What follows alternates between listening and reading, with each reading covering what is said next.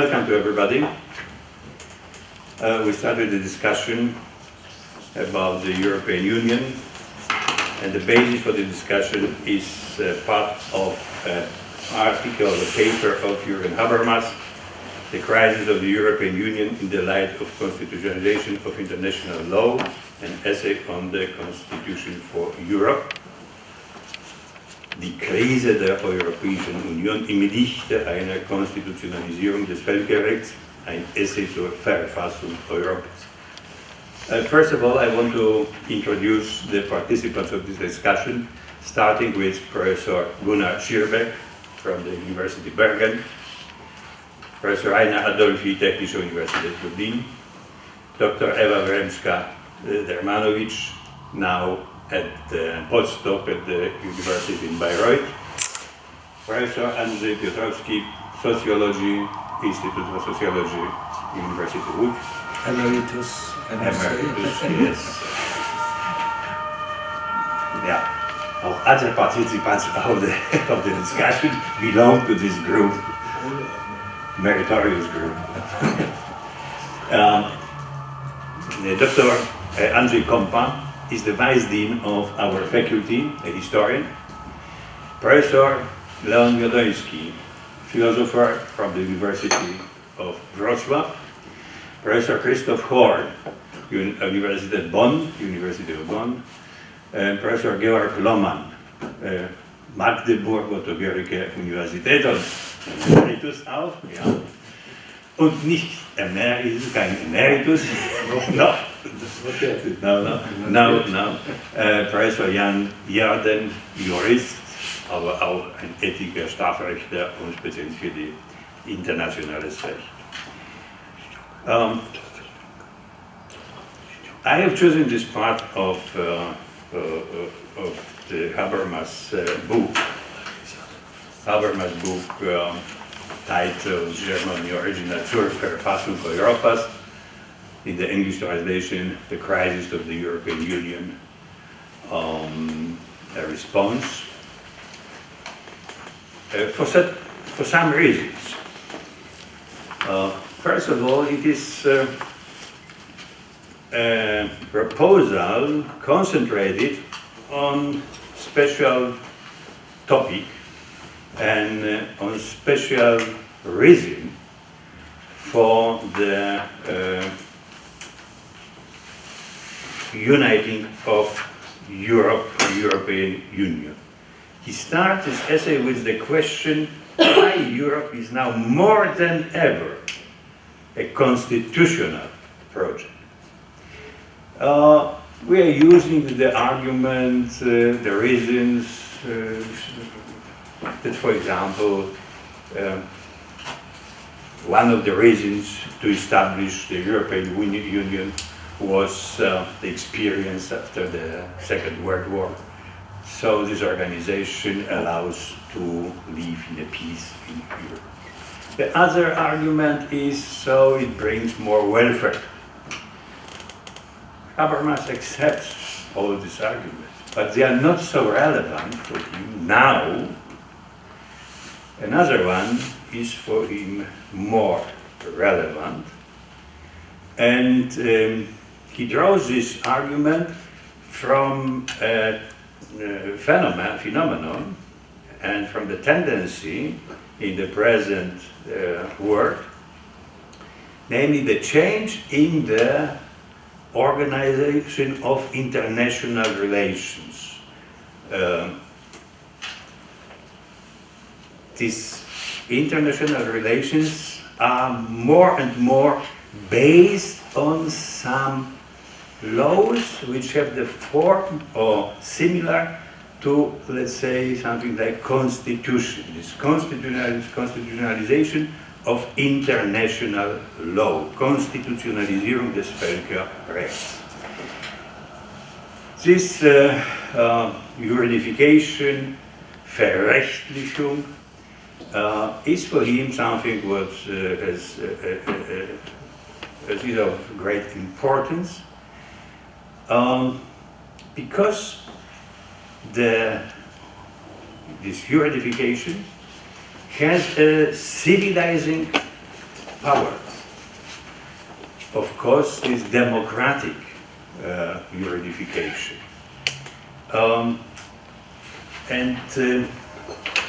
The civilizing force of democratic legal domestication. I have the impression that the problems which are now in Poland, or which Poland has, the Polish government has with the European Union, is one of these problems connected with the, let's say, lacking ability to go these paths of juridification in this mode which is established in democratic countries of Europe, of Western countries belonging to the European Union.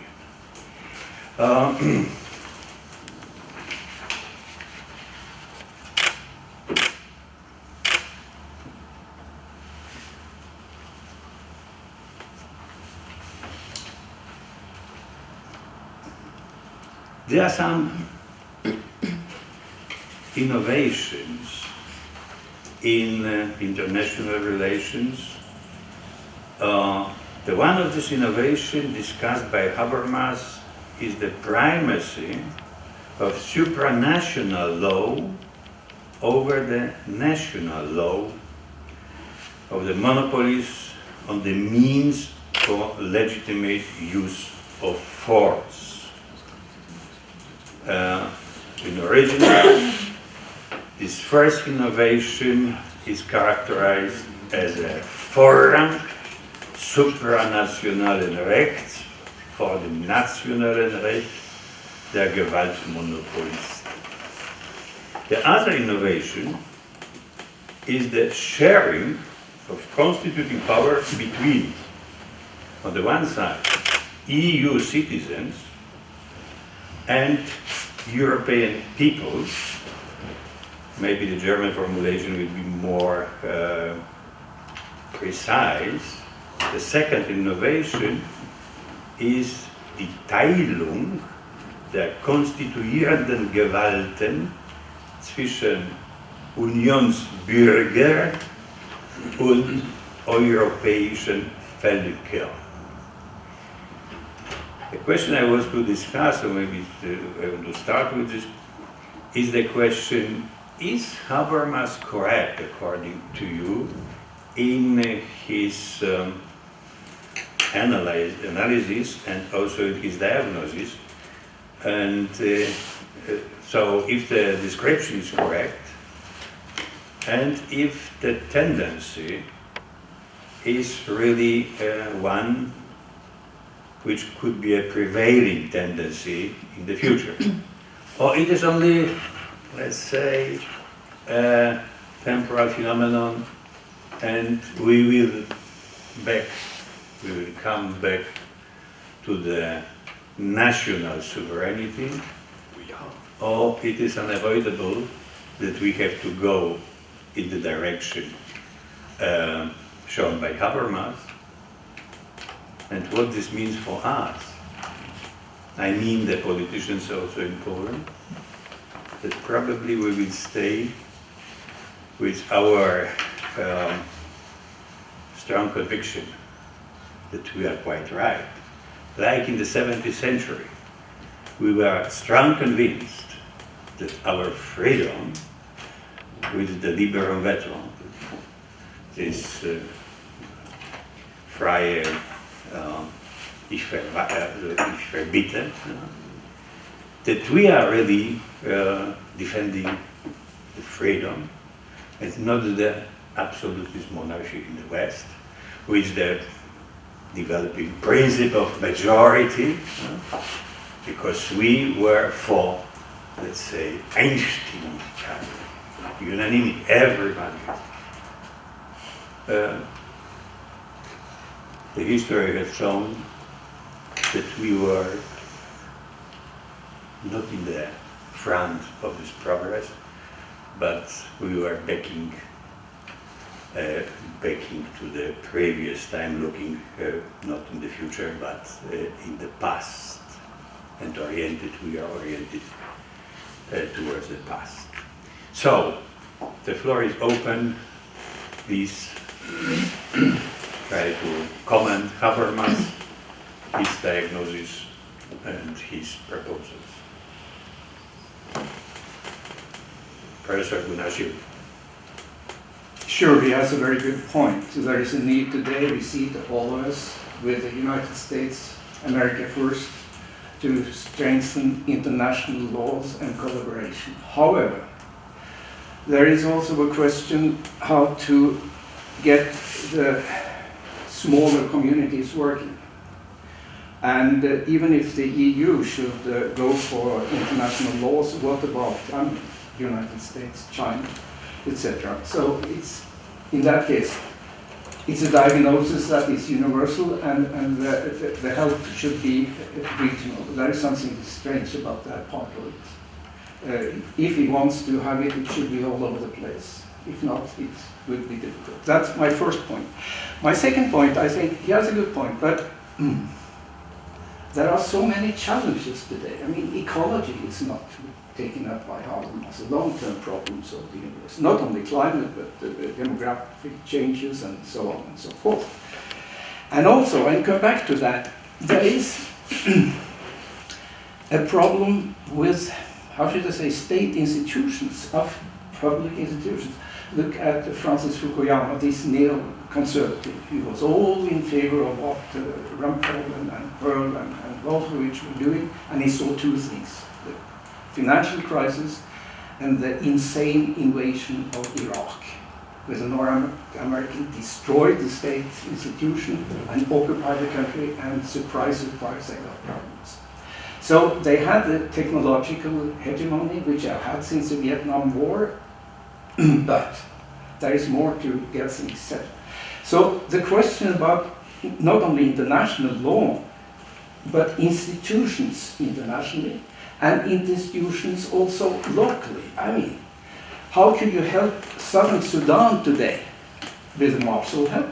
But where should we put the money?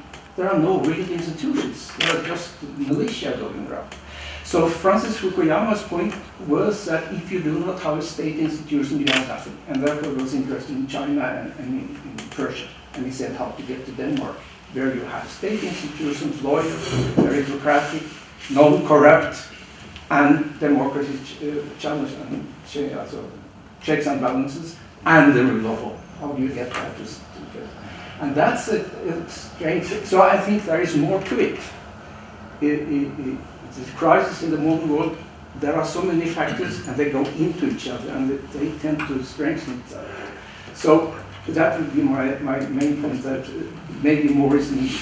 Yeah, so you show the broader context of this problem. Professor Garland. Yeah, to this point also, I mean, Habermas changed his early project by establishing conceptions of constitutionalization of international law. He never was a cosmopolitan by saying that friendship between different states play no role, have no value. He always said, of course, we have to take care what kind of international legal structure we can establish. And then he says in his interpretation of Kant, either world state or federal construction of different states are plausible for this. So we have something different. And then I think he becomes a little bit more smaller in his approach and claiming, he said, okay, first let's look what could be happen in Europe, just as a field to develop and to experimentally see what happens. And then he, of course, was in favor of European constitution, said Europe needs a constitution, but the constitution was not constructed in the way that every sovereign state should give up his sovereignty and transform it to a European kind of new state. And now, I just leave out the steps between. He says we have to see what he called a divided sovereignty in the beginning of the sovereignty, meaning, as you said, that every citizen can act as a citizen of Europe, but also as a state citizen of his or her country. And I think the reason for this is the differentiation, which I think is also might be also very helpful to understand the Polish reaction. He says we have to distinguish between the state sovereignty in the levels of international law and between a democratic sovereignty of a democratic community. The democratic community, that is bound after, I would say, the American and the French revolutionary Declaration of Human Rights. It's bound to respect the value and the legal character of every human being, saying that every human beings are equal and free by birth or whatsoever they are found. And then he says, this universal claim in a modern conception of democracy, that could be differentiated from state sovereignty. So state sovereignty, the classical interpretation is that the state has legalized power to force and law and things like that, and to protect the state to other states and to make sure the freedom and the security of the citizens in the inner state. So this differentiation. So it seems to me that in the Polish tradition, maybe for good reasons of the Polish tradition, it is difficult to accept this differentiation. They think if we give up some of our sovereignty to the international or regional area, we give up our sovereignty in all aspects, and we don't get anything back. So that might be, I don't sure, but that might be help, as you said. There is a differentiation, one can discuss it, if it is plausible and so on, but it seems to me that one step to discuss, starting from Habermas' proposal, this question, what can we do with Europe if we look to the Polish situation. Okay, thank you very much. Professor Christopher.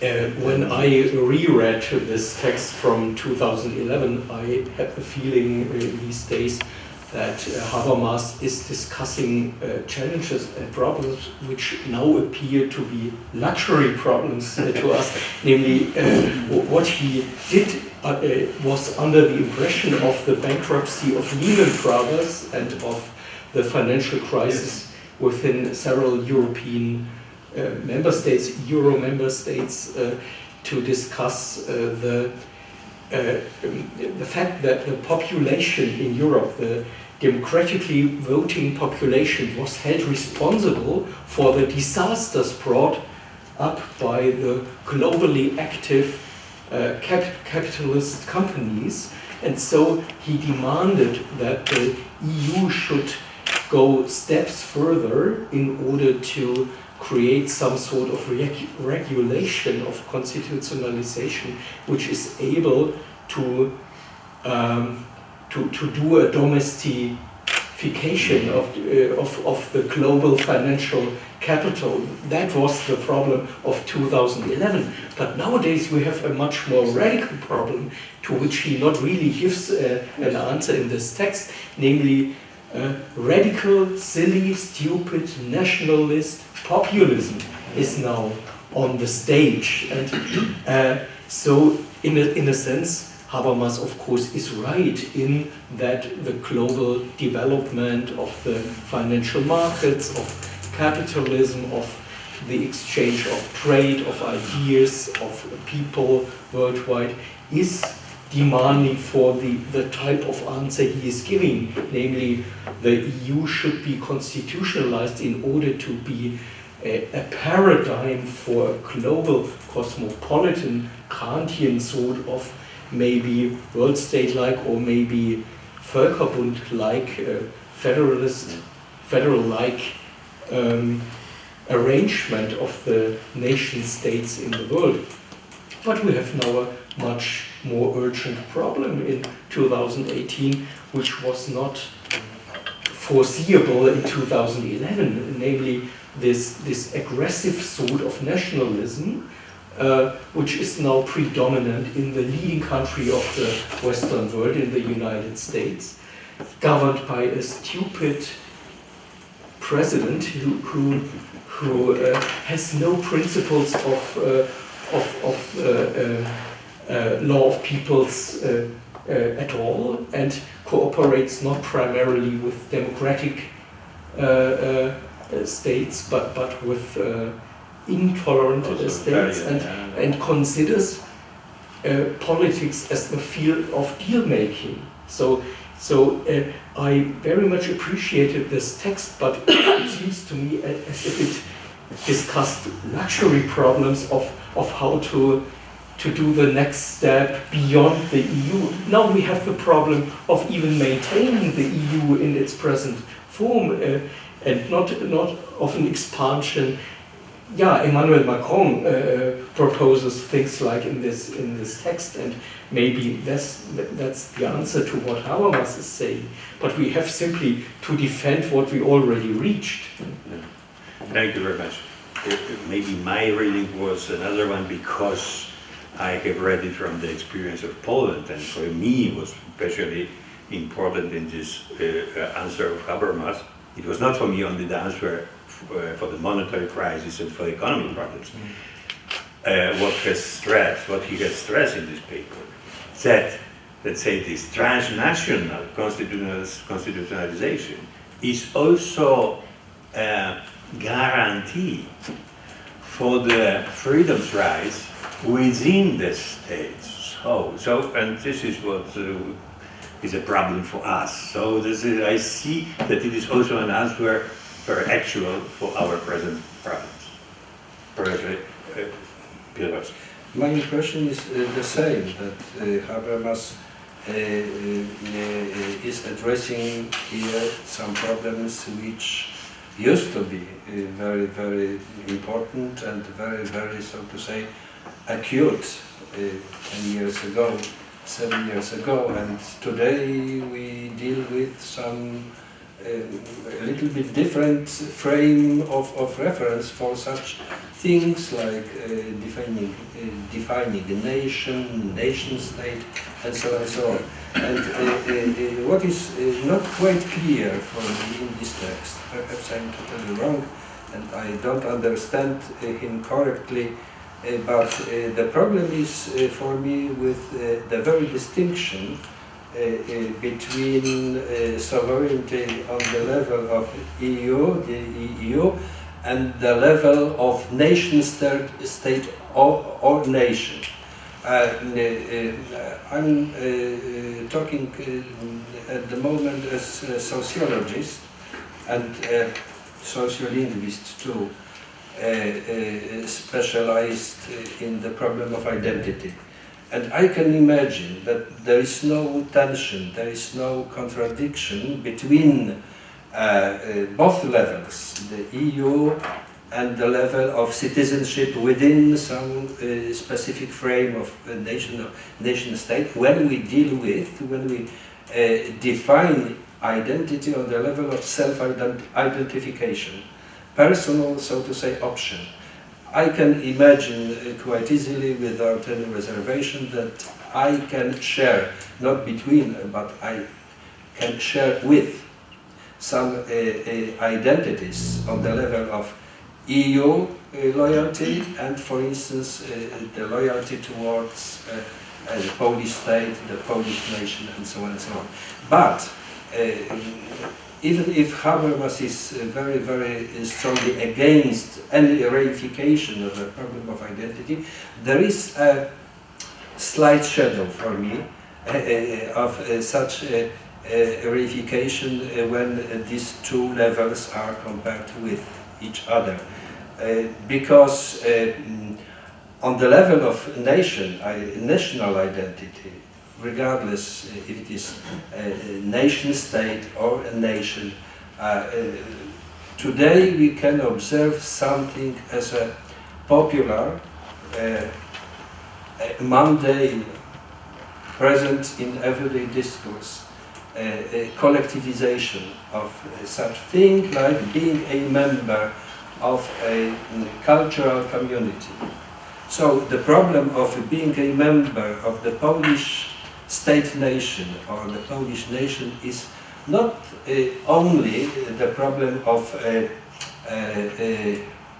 being in agreement with some legal, some procedural, constitutional laws or regulations. It's also a question of, so to say, strong sense of identity, in the sense of Brubaker, for instance, strong sense of identity in which a member of a collectivity is not quite consciously sacrificing his individual, so to say, separateness and so on, and he feels, so to say, tacitly feels embedded in something which transcends him or her.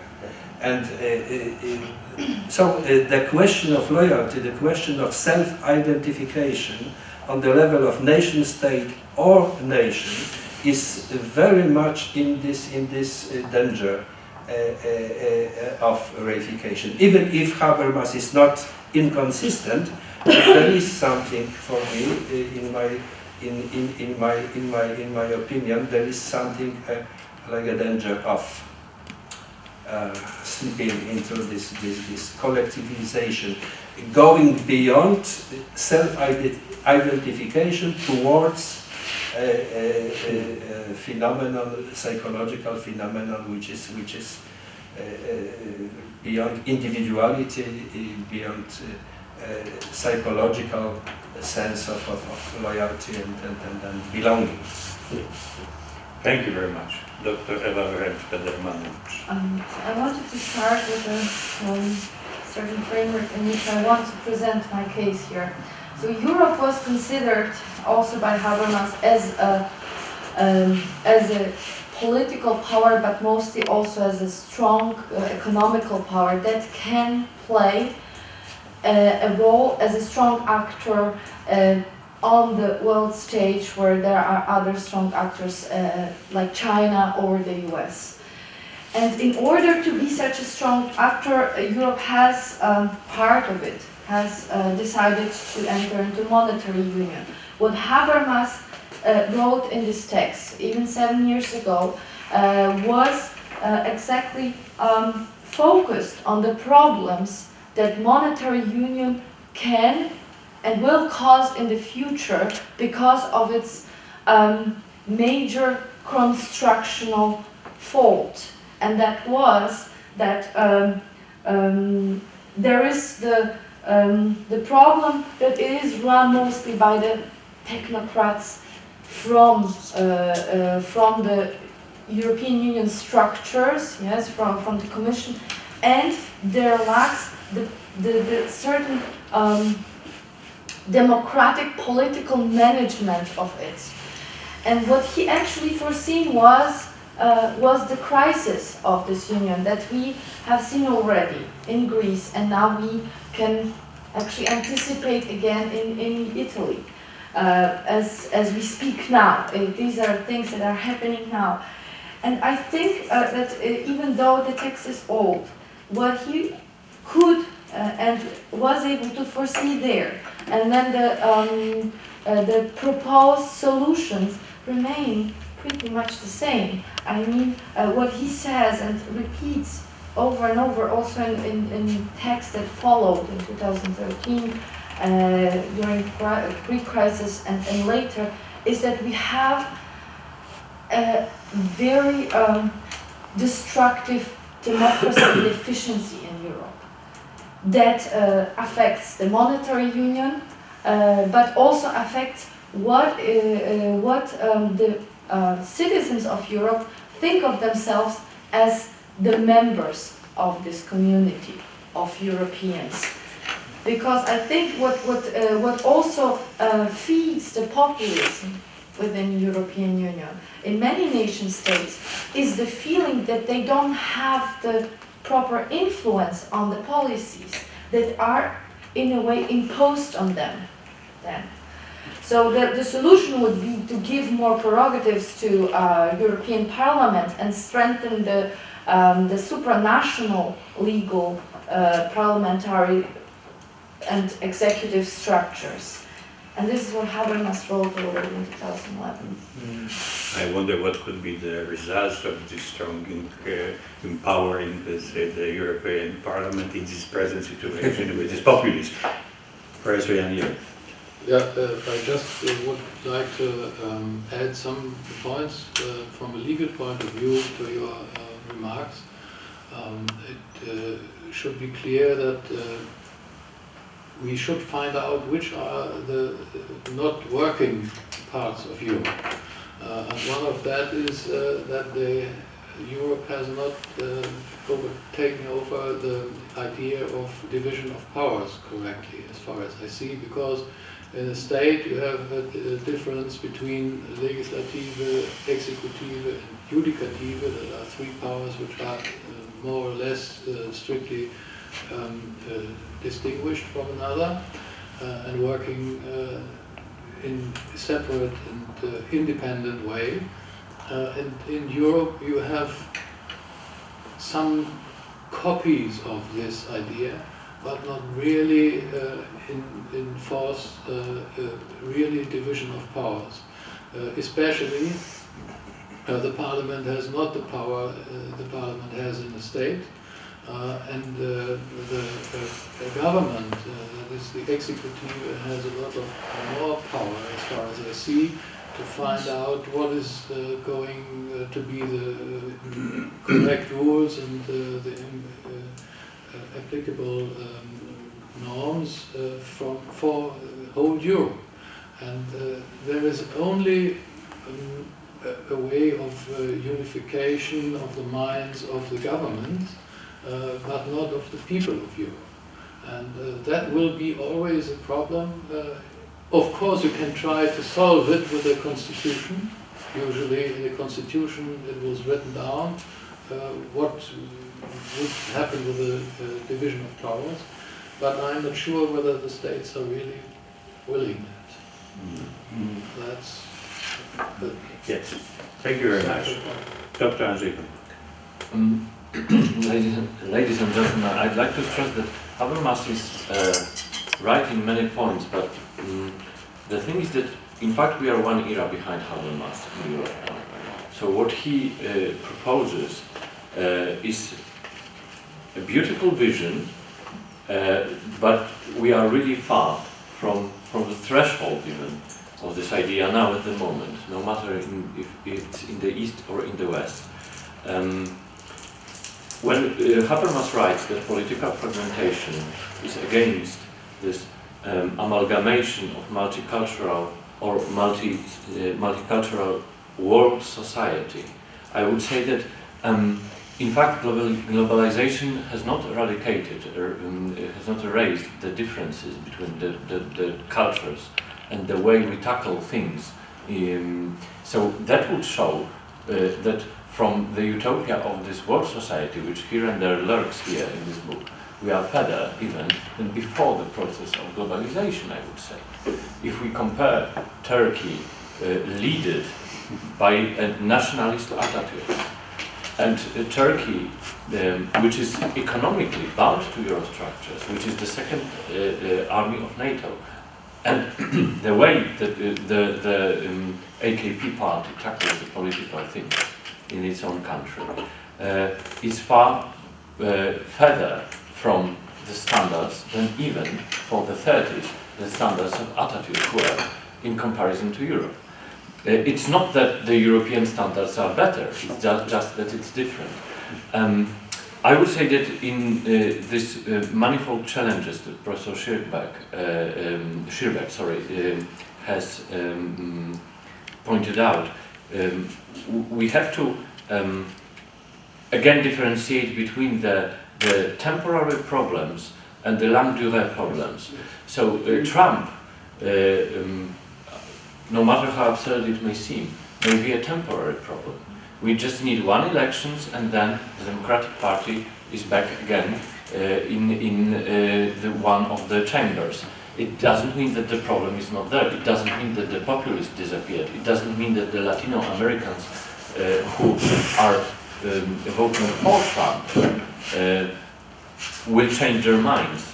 But it means that, for me, from practical point of view, that we should still think that we should save bonds with the North American part of the world as the easiest part of the world to communicate as for the human rights problems.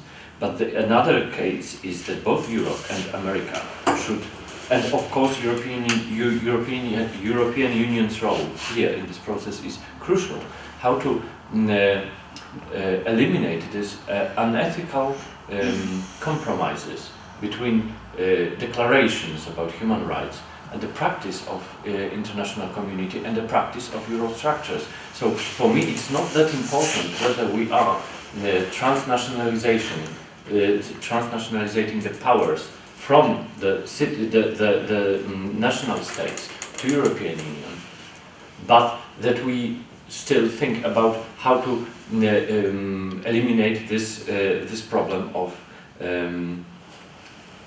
unethical compromises which are seen by the citizens.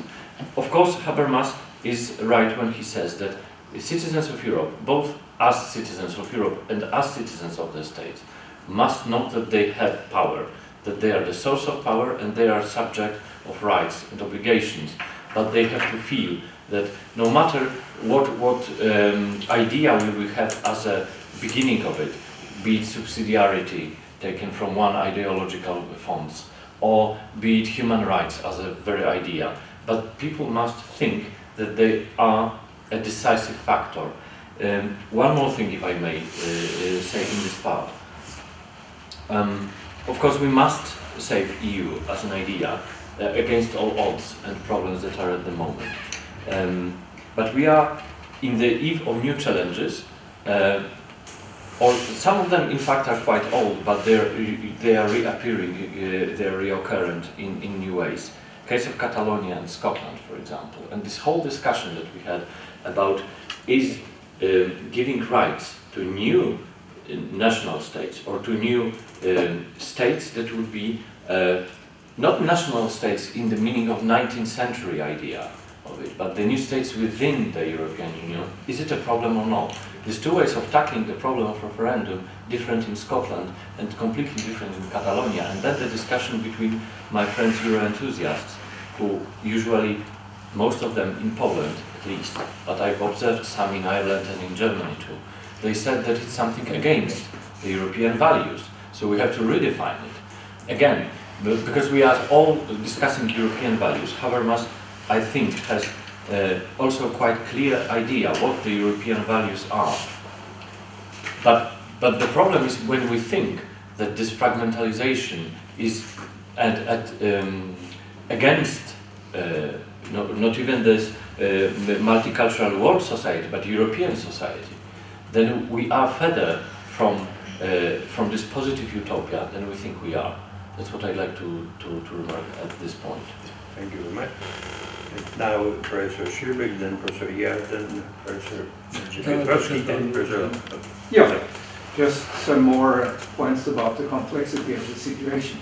You talk about the long-term perspective, which is very important in various respects, psychologically not at least. But if you look at our main institutions, the election-based democracy, and in my country there are elections each second year, either for the local or for the national elections, all time. So add to that technology that today the politicians have to answer at once. Informatize, they could sleep and take a cup of coffee, now they have to, and they, I mean, there are things making it short and fast, and there are very few, and the global capital on the stock market is also wanting to have profits, long-term ecological profits. So we do have a problem within democracy, but also in other institutions that they aren't enough long-term.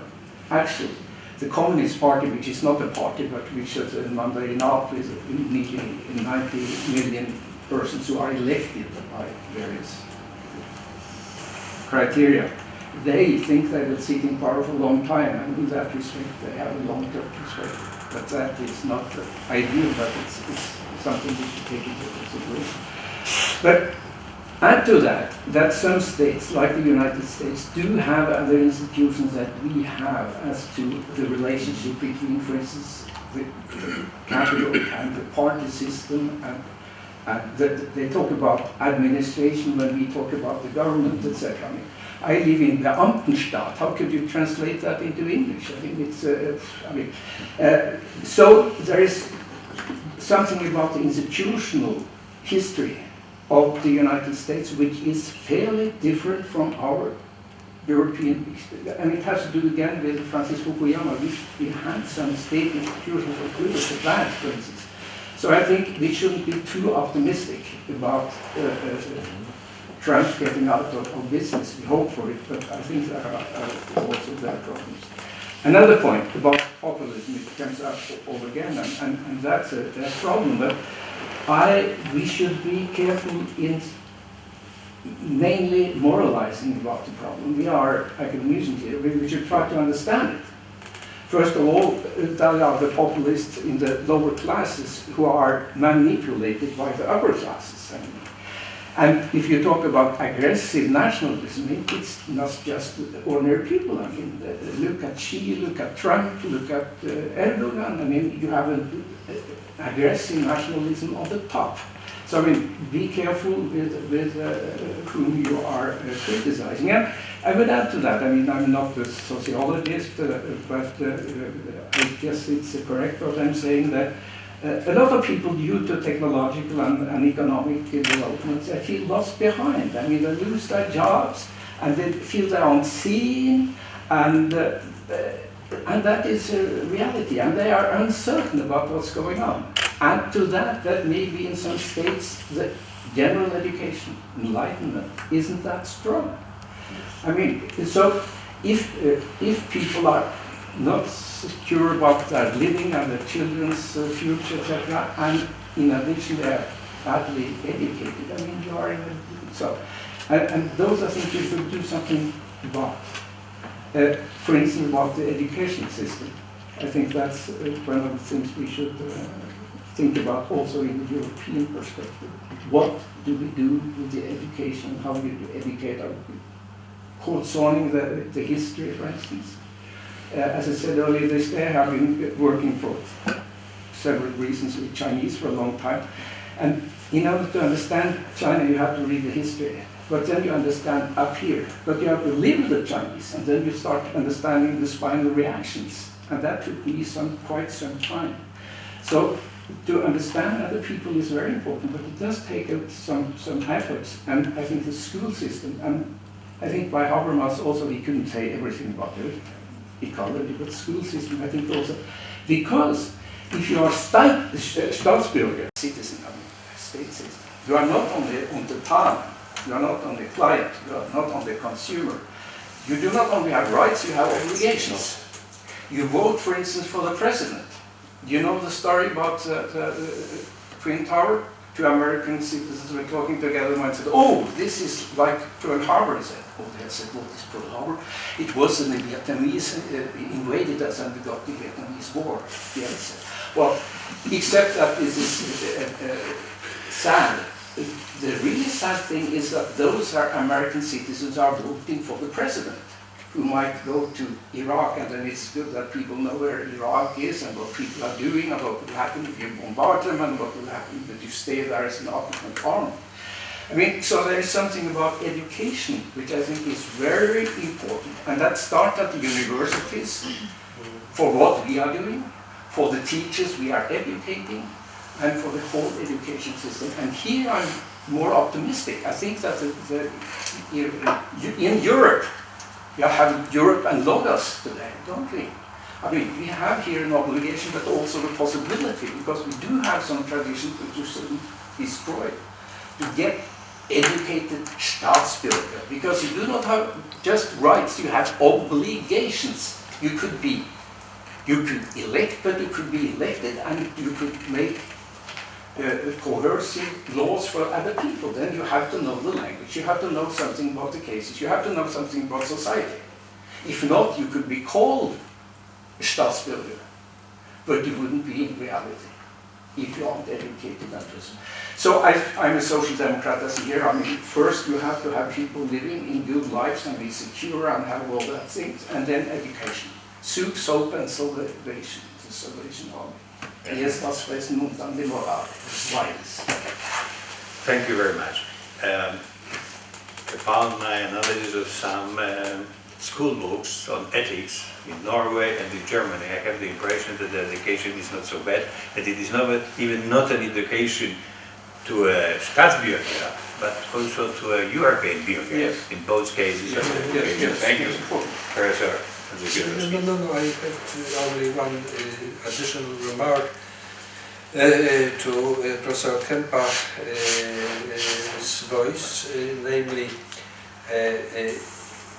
can we imagine in Habermas's view, in Habermas's perspective, that some political vehicle, some political platform for formulating such political will to integrate Europe could be located not only in the states, nation states, it's Gellner's, Hobsbawm's very sober observation that the modern nations come from the demands, requirements of the political state order, yet there is a lot of cases in the European history of some cultural communities, self-elevated nations or historical nations who would claim their autonomy, would claim their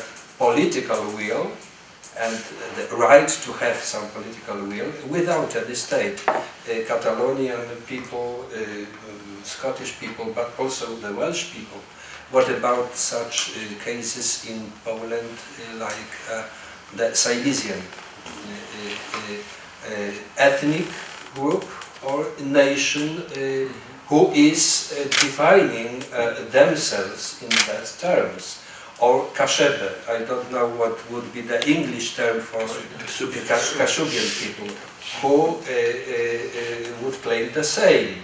Of course, within the state frame of regulation, there is no possibility to obtain such status, because the state regulates which cultural group could call themselves a nation. Yet there is a lot of potential subjects which could be potential voters, potential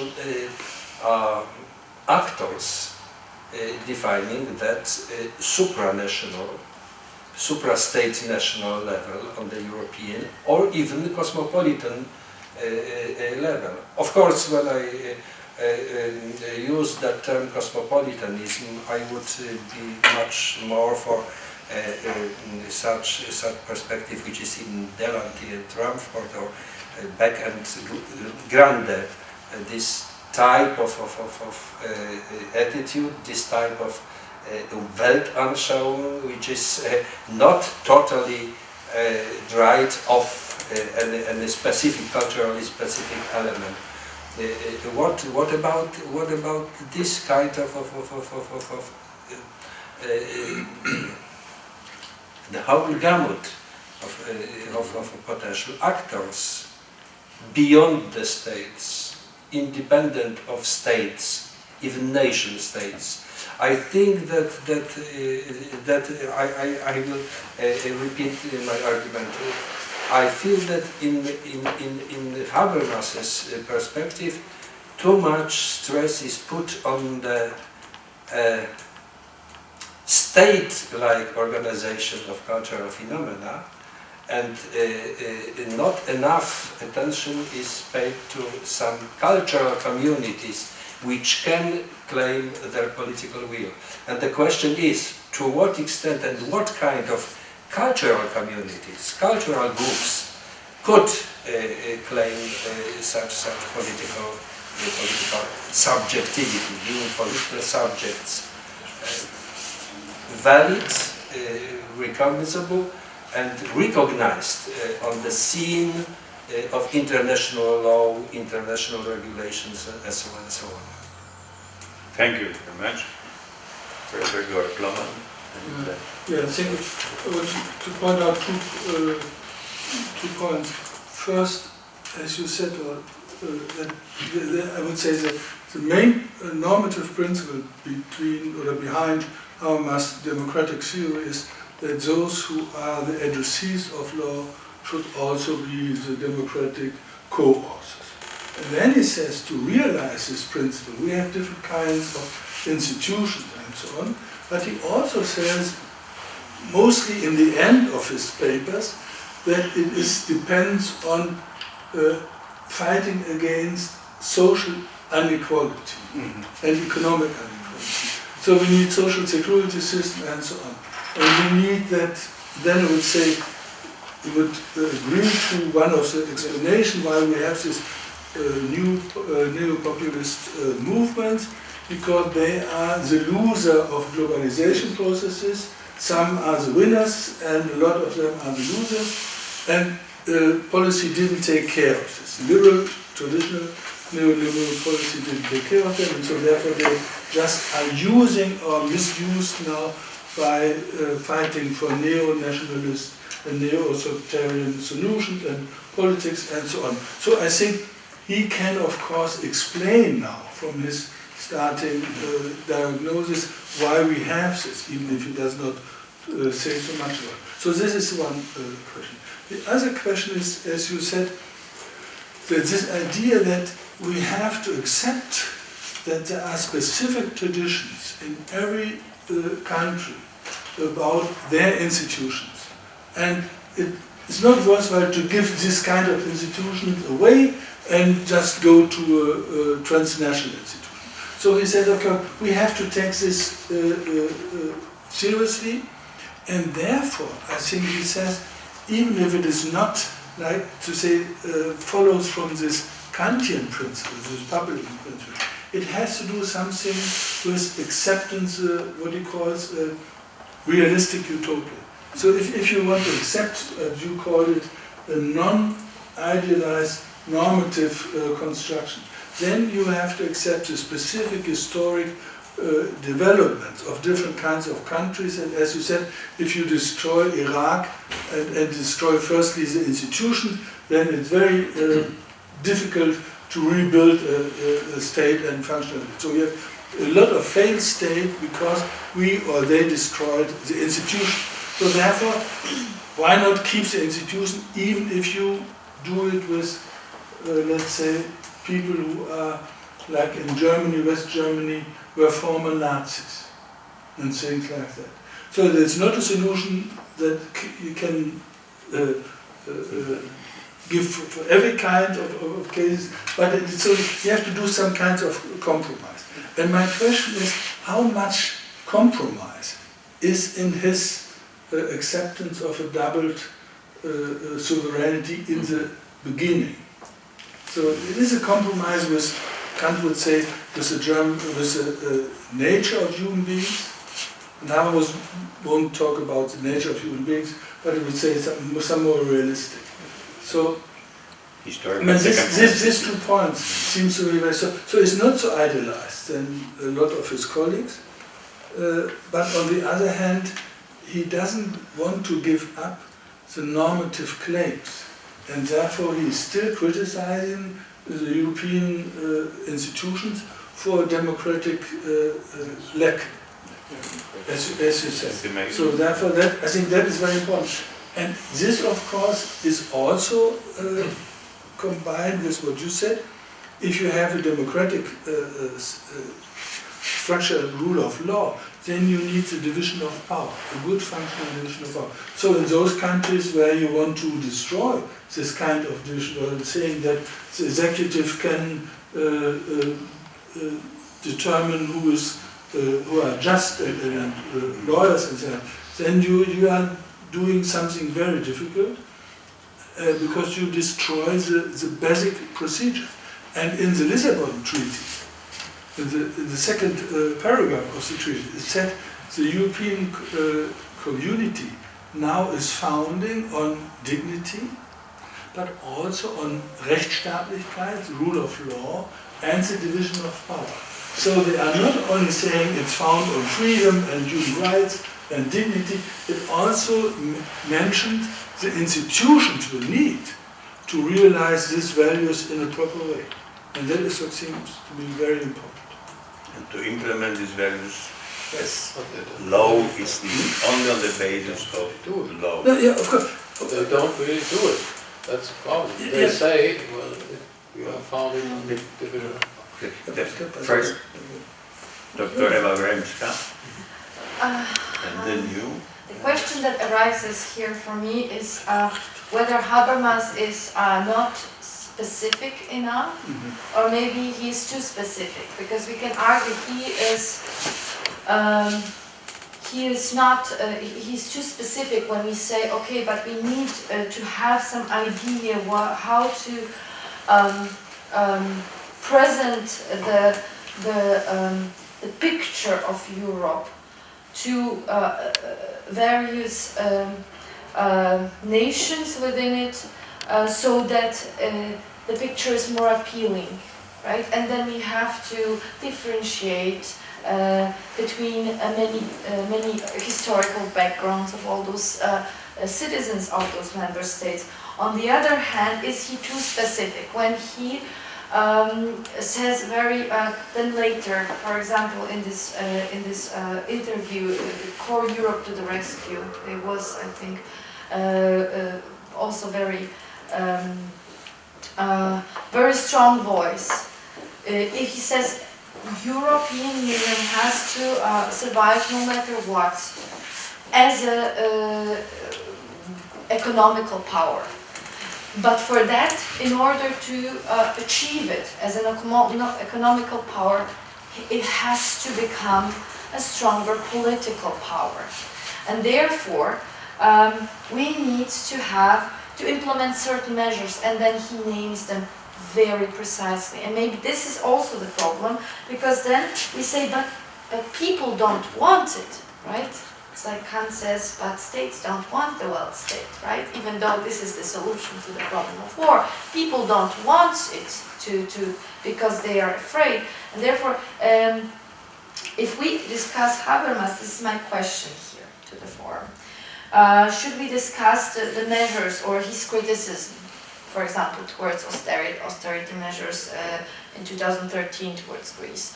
Or should we discuss how we can picture Europe in Habermasian way, so that it is appealing to the apparently frustrated societies within the member states of European Union who don't want more integration, because this is what Habermas says over and over again. More integration, this is what we need in order to survive. And what populism brings in the member states is actually the pledges for less integration, up to the point of what happened in UK, namely exiting the structure, right? So this is a question that I would like to pose more than a comment. So probably the experience of the British people brings an answer also for your questions, maybe in the next future even. Dr. Andrika. To a certain extent, the austerity measures were the result, and the way they were imposed, they were a result of this gubernatorial bureaucratic style that is criticized by Habermas, and the way the people perceived it, and at the same time in Greece, how they treated it in a nationalist way. Do you remember these demonstrations in Greece that were, in fact, some of them were anti-German?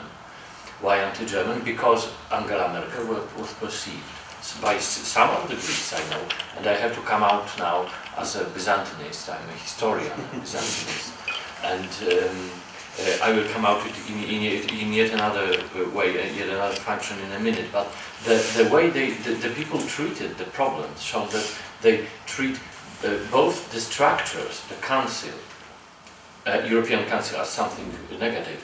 And they are against this culture of leadership. So for me, yet another problem is here.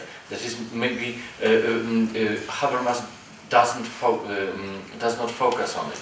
that much, that we must find another way to discuss things in Europe than this culture of leaderships, in which, after Nicaea, inevitably we've got stronger and less stronger members, or stronger and less stronger voices. I think that the solution of Habermas is, of course, to give more power to the citizens. And that's something which is understandable and right. So now I come out as a member of the opposition, not the party opposition. I'm no member of any political party, and I usually, especially ever since I've been a vice dean, I tried to, well, really differentiate between the time when I'm here at the uni and off duty when I attend the demonstrations. Up to now, I think I've spoken or delivered speeches on more than 60 demonstrations against the rule of law and tolerance and against nationalism. And what I get from the present problem in Poland, and we are after, well, not the biggest, but a really significant success yesterday, with the new, I don't remember which one, but a novelization of the seventh, I would say, about the highest court. There are three subjects that in Poland contributed to the fight with this constitutional horror. First is European Union. And even if they were, the functionaries were really quite delicate in what they were saying, and fortunately all the procedures that would attack not only the government but also the whole society or whole country, Poland, were not imposed. Even the climate, because I think that's the climate that prevented the government from you know, giving the unconstitutional changes more and more, although much negative things has been done. Another subject were the citizens, and not the citizens from the political party, but all these committees and all this action of people who are, I know them quite well, most of them have never reached any level of political activity that would name them, in our views, politicians or even the social activists. These are shop owners, shopkeepers, well, teachers at the university, just citizens. Some of them, for 150 days, were standing in front of one of the courts in Łódź to protest every day at 7 o'clock p.m. And so that's the second subject, and the third is parliamentary opposition. But they were quite weak, to be honest. In most of the situations, these were citizens and the climate that the European Union brings that stopped some of the changes.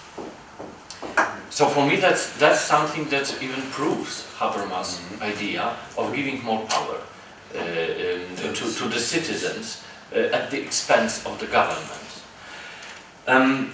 I'm quite thankful to Professor Piotrowski for this remark about nation, because if he focuses on nation, on states, it's because I think still nation has for him, for Habermas, the stigma of 19th century understanding. When he writes that we should not forget that due to that it's something fluid that happened to occur because of accidental, fortuitous political or historical constellations, and that's something fluid. But he says it just explicite that it's something constructed in 19th century Europe as national identity. So to that I would like to refer as a Byzantinist. In recent decades we have much changed our views about identities in antiquity and the Middle Ages. Usually when you read about it, and political sciences, I'm afraid, are still under the burden of the previous thoughts about it. We thought that, okay, if you ask a member of Byzantine community, he would say, I'm a Christian. Yes. If you ask the Roman, somebody who lives in the Roman Empire, I'm the subject to the Roman Emperor. That's my main identity.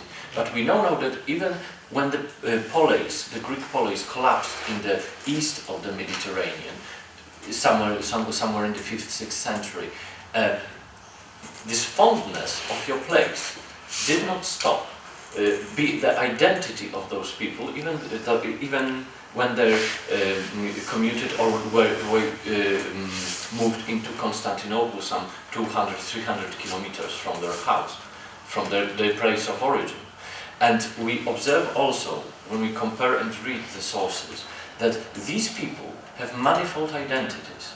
So we should, I think, domesticate not only these notions that Habermas wants us to domesticate, but we should also domesticate the notion of a nation.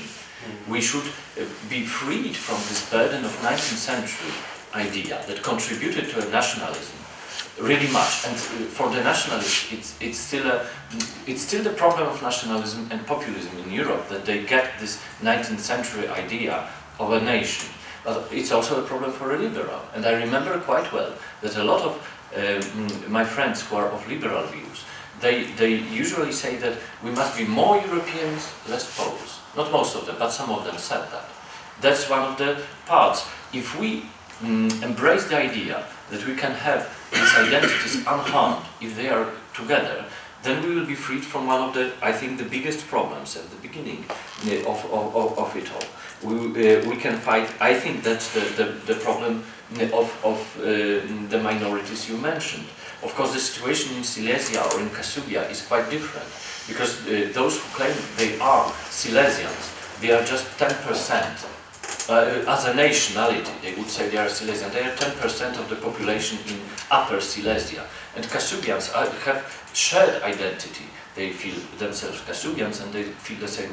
At the same time Poles, yes. Just as Jews before the war, a lot of them felt at the same time Jews and Poles. And they didn't. Of course, they defined themselves in different way, but some of them really claimed what's really now the nucleus of our understanding of liberal identity, so that we do not refrain from using it, but we allow to have it shared, to have it doubled, to have it as you wish, and not as your blood shows. So, but just one last remark. Sorry for speaking so long. The difference between Kasubia and Silesia, believe me, as a left-wing liberal, I would always say that if 60% of Silesians would say they don't want to be in the Republic of Poland anymore, I would, if I were an executive, I would say then that, okay, let's change the constitution, let's give you the right for referendum, and if you go out, you will go out and we will be friends. Just the boundary and Schengen will show that there is a boundary, but there is no a boundary.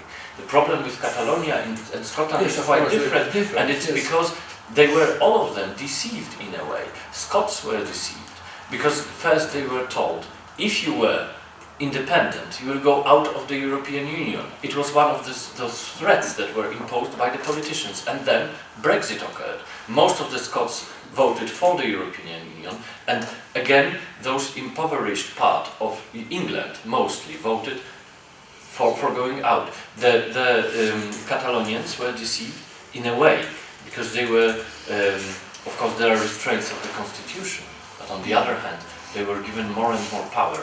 On one hand, and on the other hand, they were somewhat deceived by their part of their own government that puts, and it was quite visible, put some nationals in the Western European way of the notion threats. So the only real Catalonians could vote, not the Spaniards who lived there for 2, 3, 4 generations, but the Catalonians. So it's also this nationalist view of a nation.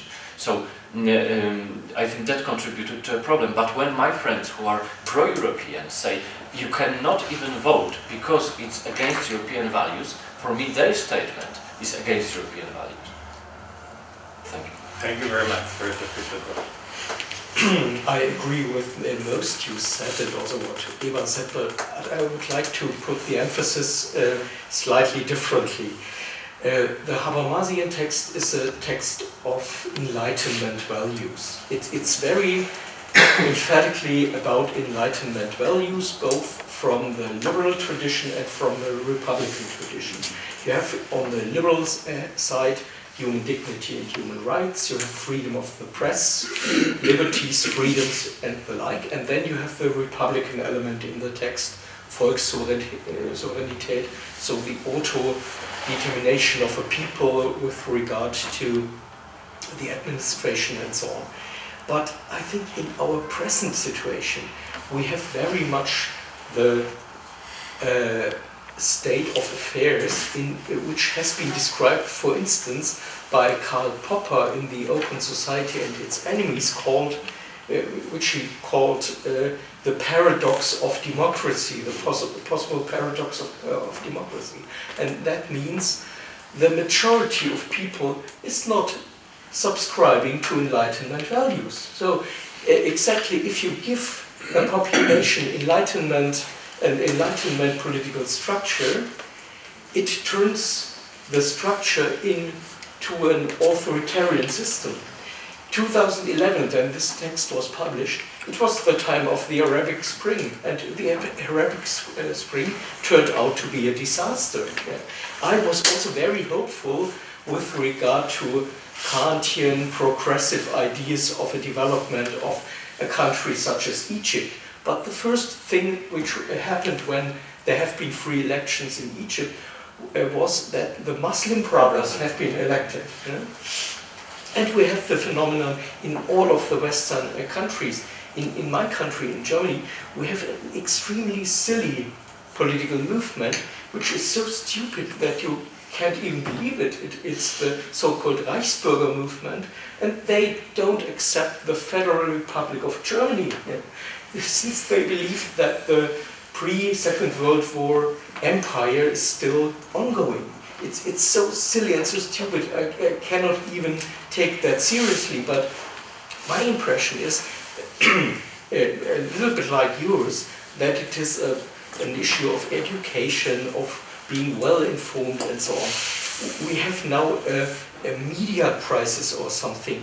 People can inform themselves from sources which cannot be taken seriously, but they take these fake news like sources, Fox News or something like that, or extremely right-wing sources of information for granted. They take that for granted, and they take their orientation out of these sorts of sources.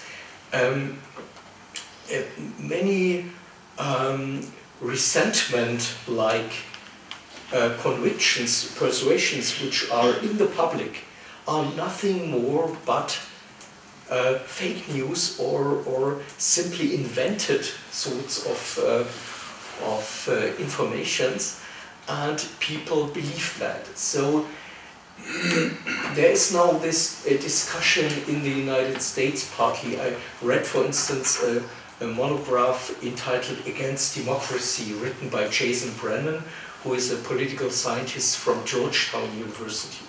And he said, given that a certain percentage of the population, the electoral population in Western countries, is not even able to identify the political options under consideration, how should we get along with democratic principles?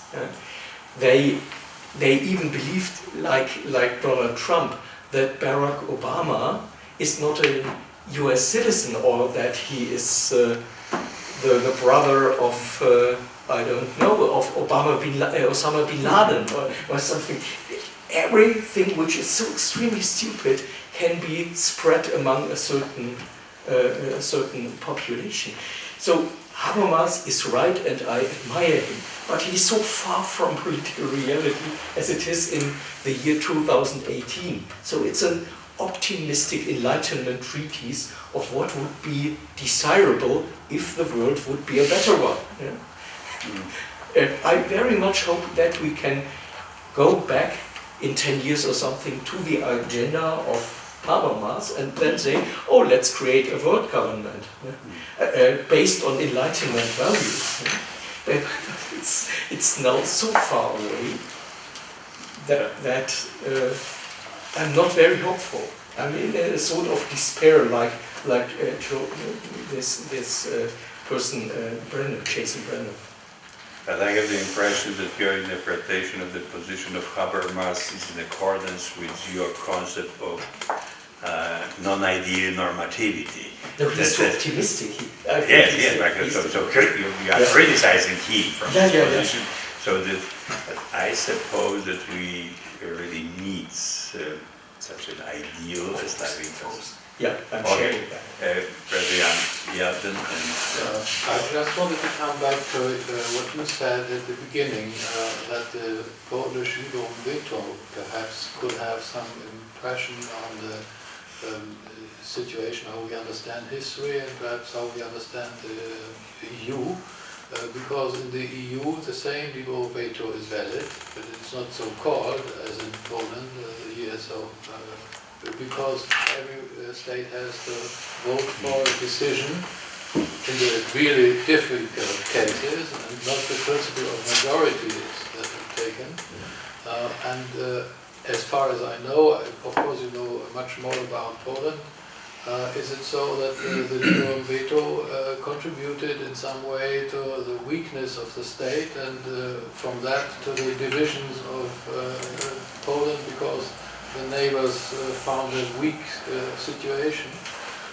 And so it's a little bit the same now with the EU, that you have this liberum veto, and from outside there are a lot of influences from US, America, and from Russia to divide the EU, as far as I see, especially nowadays, in the USA as well.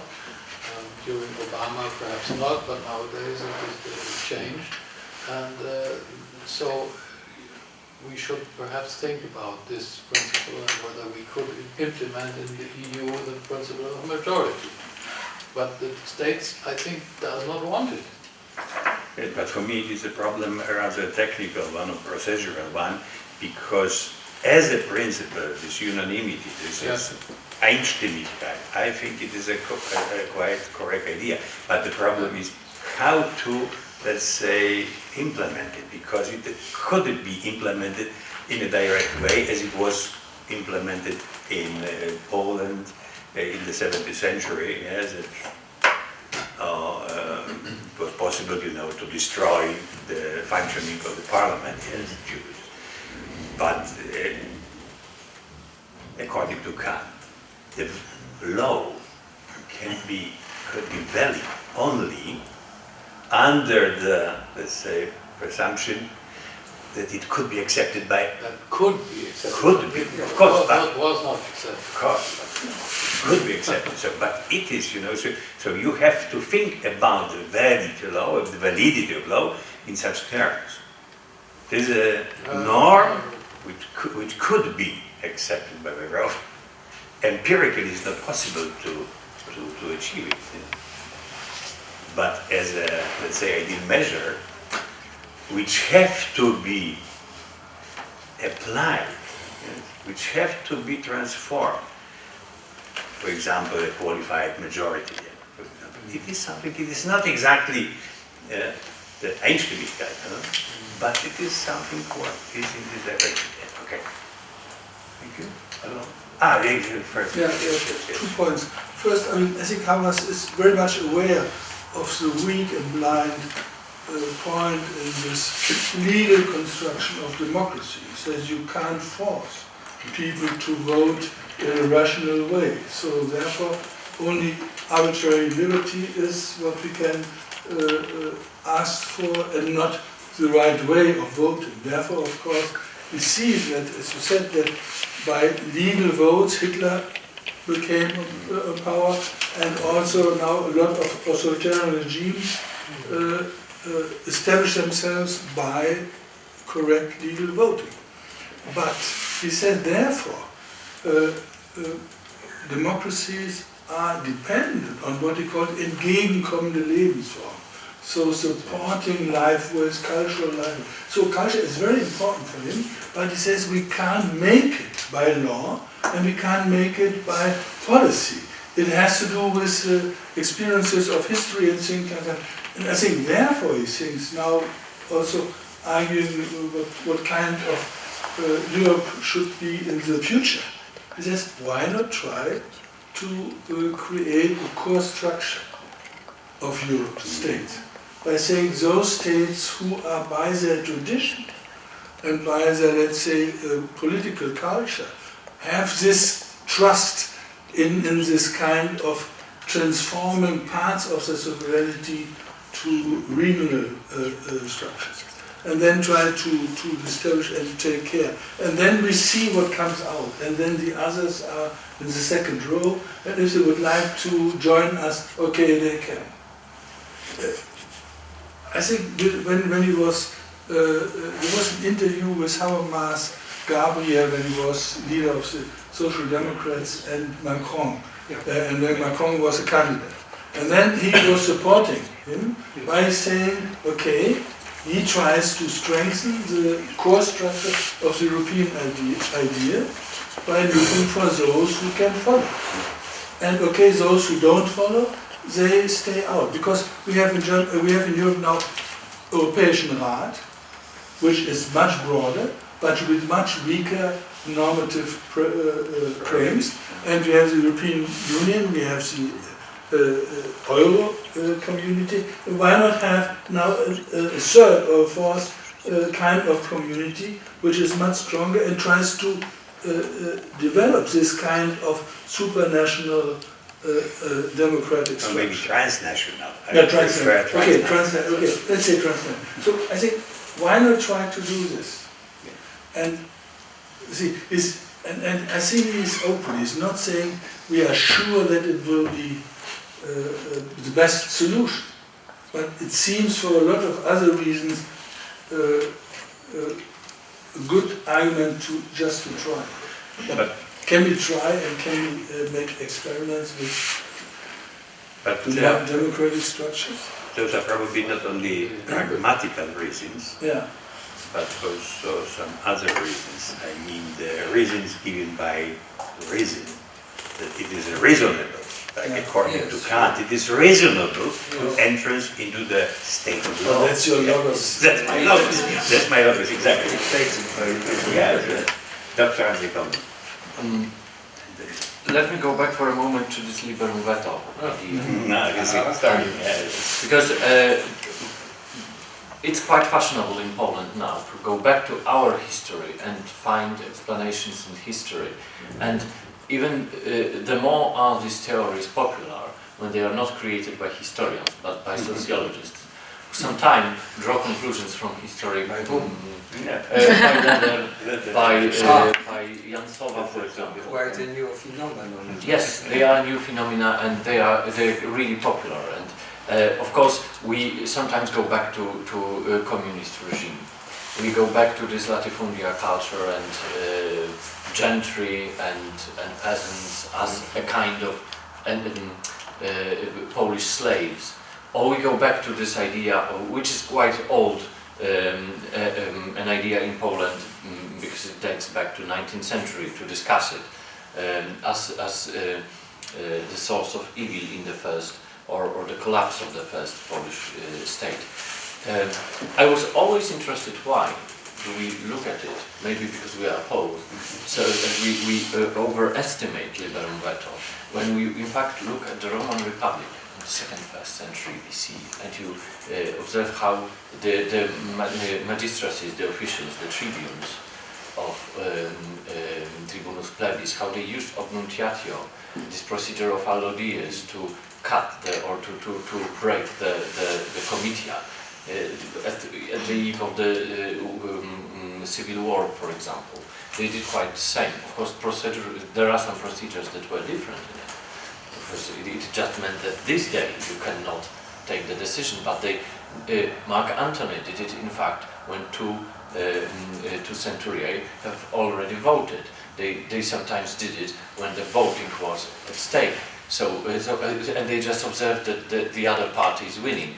So, and nobody says that was precisely the root of the collapse of the Roman Republic.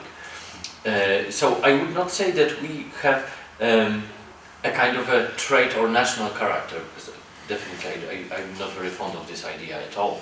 as a specific character.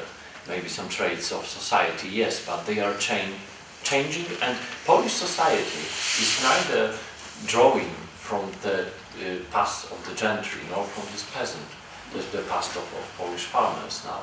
We are in a completely different place, and I would say that much more is bound to this over all European populism and negative results of the European Union into European integration as perceived by the nations. I would even dare to compare Austria and Poland with their totally different past.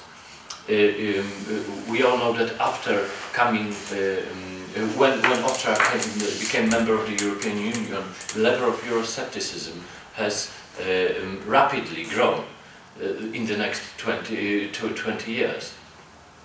In Poland it's a bit the same.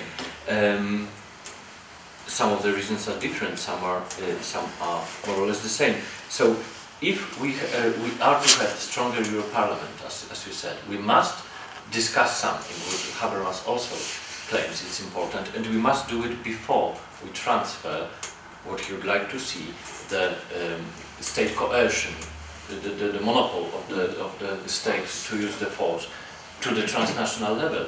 Well, we must find a way to have a compromise between the idea of majority, which is all democratic, and again, the idea that all the cultural, all the state members of the community will feel involved.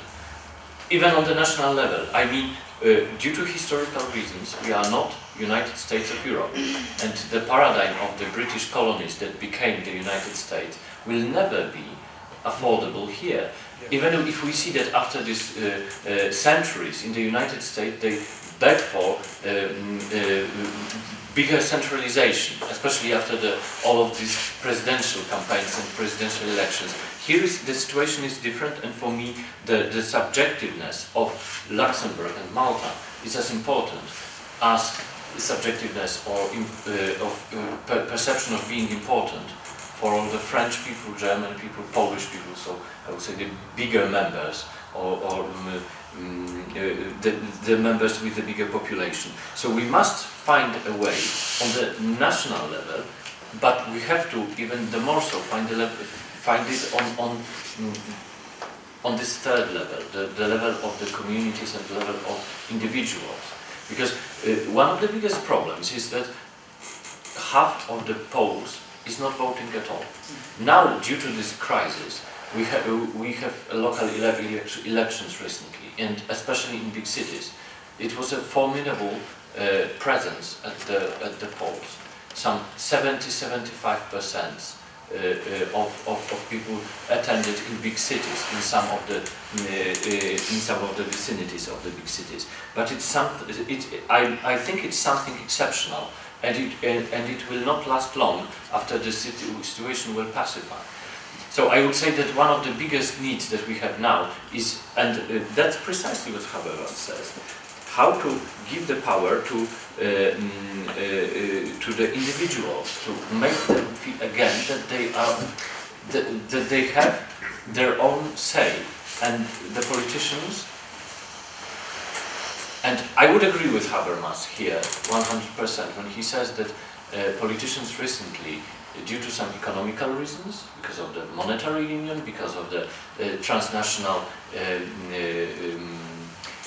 organization, economic organizations mostly, they are a bit afraid of tackling the problems, to discuss with people by using arguments. So they use, and he said that, so he has foreseen it in a way, the rise of populism.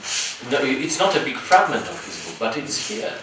That he said that they prefer to use the arguments that populists would use, just to discuss it with people, and not the strength of the argument. Thank you very much, Dr. Hela-Bremska. Yes, directly to the three previous polls. So I would like to argue against Professor Hahn and for what Professor Lohmann said, and exactly about the topic. So why is it so bad that there is European Council and this is where the decisions are mostly made, the crucial decisions. And then you have European Commission with its both legislative and executive powers that are not separated and balanced enough, I would say.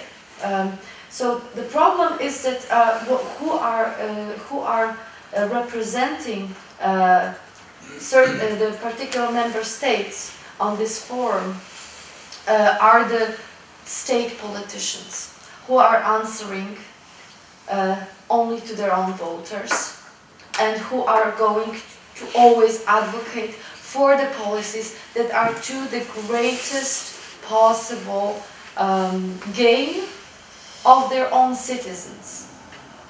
And then what is problematic about it? What we want is that our politicians are going to defend our interests against the interests of other nation states. The problem is that there is no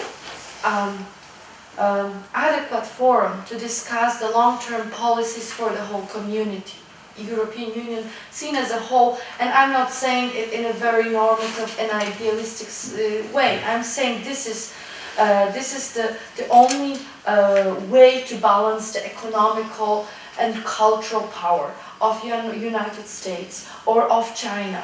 Yes, is to remain a strong and economical and political power as a whole. Yes, so I'm trying to be, even though I think the idea of Europe is a beautiful one, I'm still trying to remain realist. So the problem, and this I'm not speaking myself, I'm also speaking Habermas here. The problem is, if we keep having only the prime ministers and the foreign affairs ministers to speak up and make decisions, then the decisions are going to reflect only the interests of the particular country in the end, right? Because they have to answer to their own voters there. If we have European Parliament, and actually that would have to create something like a new level in Europe, which would be something like European politics, then we could start speaking about, and among also citizens of Europe, yeah, as this double citizenship. I'm not arguing for like becoming the United States of Europe. Argue for long-term strategies for the whole country that are beneficial for everyone. Of course, we have the majority principle, but I think at least in Kantian and Habermasian terms, this is the procedure that should reflect the benefit of everyone, right? But then, what I'm trying to say here is the main problem and the main pledge for this strengthening of the European Parliament is to create a situation in which European politics and different ideas of how Europe is going to develop can be discussed with a certain distance from the particular interest of member states. Because of course there are certain policies that are beneficial mostly for Germany, or like the strong economic countries, or mostly for Greece, the countries that are economically weaker or the weakest, right? And then if we have only the council as the main executive power, and we have for this less important issues the commission, and then we don't have the legislative power per se that would represent the people, and that would actually create the necessity of establishing such a forum, like let's talk European politics, what should be the future of Europe, then we will never achieve a certain level of, let's say, universality of those policies. It will always be the struggle of powers, yes, and the stronger countries within the community, like Germany, like France, will always have a stronger hand in pushing what is better, not only for the whole community, but let's be honest, also for their own countries, and what is actually representing the interests of their own voters. Yes. So this is why it is so important. I thought it's important to stress it because although it is somehow self-evident, it needs to be said out. Yeah. And because the European Union has to survive as a power, yeah, in our current world, this I think is like my strong belief, has to survive. But for the sake of everyone that belongs to it, right? Then it is not an ideal claim. Of course, it sounds like it. But it is also a matter of survival here, and that's how we must present it in those terms. A very simple reply. Yeah. What you are saying seems to be right in theory, but it's not right in practice. Since in the European Parliament you have Marine Le Pen, you have Nigel Farage, and you have Jörg Meuthen. Yeah? So it's quite typical that the national electorate, the population in the nation states, are voting against their governments and are voting against the liberal elite of their own government. Yes. By voting for silly people like Marine Le Pen, which is then in Strasbourg in the parliament, and Nigel Farage is in the parliament. He is against the European Union, but he's a member of the European Parliament. You see the situation. So what should be effected first is a European public, so that we have a sense for European issues in the member states. And I'm not really sure if the population in the different states are already taking into consideration European issues. They are looking at Brussels, at Strasbourg, at Luxembourg from the perspective of their nation states. And the benefits and the burdens they are having from the EU membership. It's like being a member in a club which brings benefits and burdens, but it's not about a European destiny in general. So we will be successful against China and the United States, or we will fail, but the perception of the people is different from that. They are Poles, they are Germans, they are French people, and they are looking at Brussels as if it were a foreign occupant of their own country. So you are right in theory, but I'm not convinced if that is really helpful. Okay, I allow for a response. Yes, Okay. just a response. So I'm not sure what is the cause, or I think this is